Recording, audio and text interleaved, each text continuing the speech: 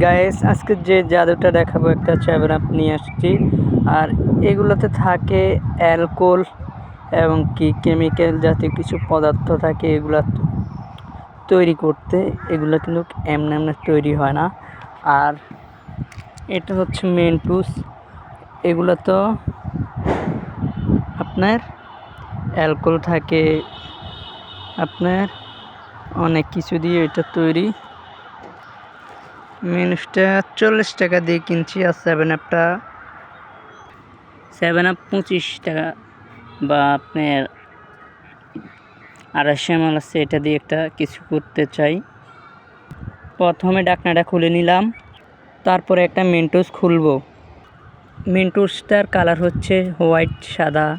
আমি একটা নিয়ে নিলাম। এখন দেখব এর কেরামতি কি। দেখব এটা হোয়াইট মেন্টুস। ঢাকনাটা দিয়ে রাখি।